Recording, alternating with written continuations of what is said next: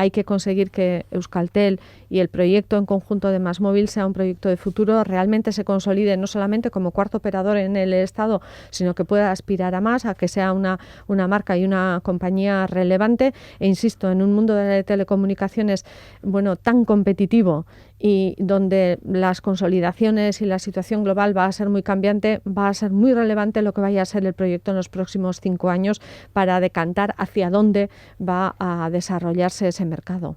Al menos 5 años, no solo de la marca, sino, insisto, de todo el resto de aspectos que le he comentado. Y la parte social, fiscal y demás. Y demás, de empleo, de desarrollo de la compañía y de lo que es desarrollo de un proyecto de futuro.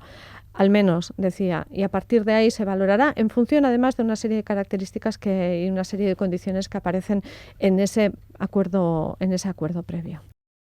Lo que es importante es que lo hagamos y transmitamos a la empresa en un plazo lo más breve posible cuál es la decisión, porque decisiones empresariales de estas características de reapertura suelen tener unos tiempos determinados y no duran para siempre. Por tanto, tenemos que ser ágiles como administraciones y transmitir cuál va a ser la decisión cuanto antes.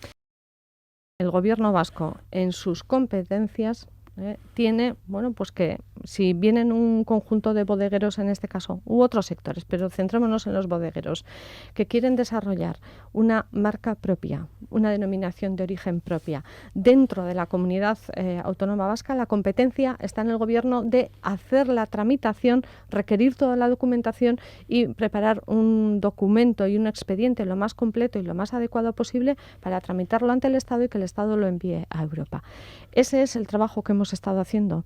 Es decir, que el documento que enviemos, que el expediente sea lo más completo, lo más adecuado posible, después de todos los procesos de exposición pública, de contestar todas las alegaciones, que entiendo que hay sector que desde luego está absolutamente en contra, lo entiendo, pero como Gobierno no podemos hacer otra cosa porque es nuestra obligación hacer un trámite y hacer un trámite adecuado.